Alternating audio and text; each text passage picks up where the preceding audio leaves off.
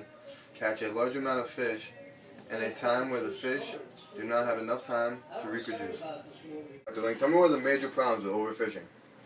Well, the problems we have with overfishing nowadays is that we have a lot of commercial fishermen dragging the sea bottom, trying to target one specific fish, mostly the Atlantic codfish, but they're dragging up tons of different species and they're deplenishing the ecosystem.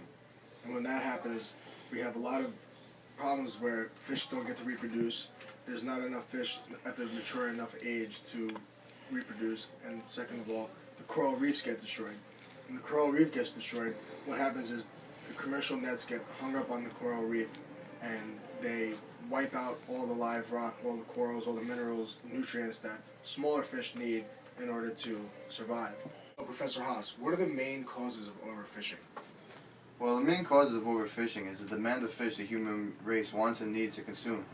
In that case, commercial boats are engineered with large nets to hold off tons of fish, which is sold to the people to satisfy their needs.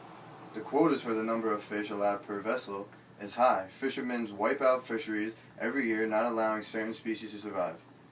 Dr. Guidi, who in the world is most affected by overfishing? Well, the people most affected are going to be our future generations.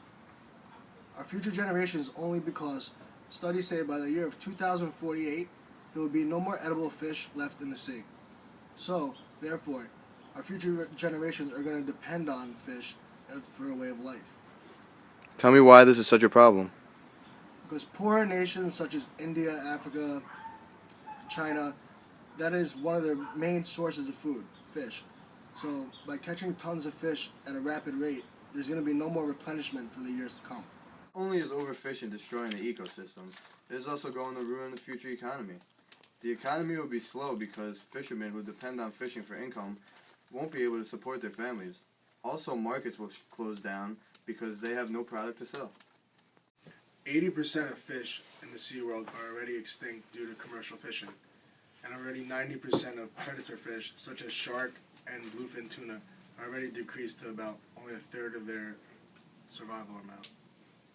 According to ecologist from Virginia, Jeremy Jackson, he states, and I quote, "We fish for a way of life, but we don't realize that when we take away life to satisfy our needs, we only kill ourselves quicker."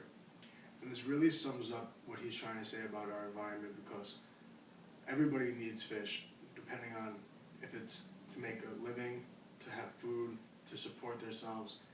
Fishing and marine life is a way of life. Even if it's crustaceans such as crab, which are getting overfished as well, people are taking these fish way too fast. And the environmentalists are trying to state with the DEP, the Department of Environmental Protection, that if we don't downsize the amount of fish that commercial fishermen are taking, we're going to ruin this economy very, very quick. So what they're trying to do is get the Department of Environmental Protection to decrease the size and limits of fish being caught. They're trying to downsize the size of the nets, and of course, take away the bycatch. And bycatch is very important because the bycatch is really what is destroying the ecosystem. And what that is where commercial fishermen drag the bottom of the sea ground and take any species, and when they're targeting, say we're targeting codfish, they're taking all the flounder, sea bass, fluke, any other fish that's not codfish. They take them and they just throw them out. The last topic we want to discuss is pirate fishing. 20% of fish are taken illegally in the U.S. alone. And what pirate fishing is illegal vessels and fishermen catch tons of fish and sell them while not having permits or license.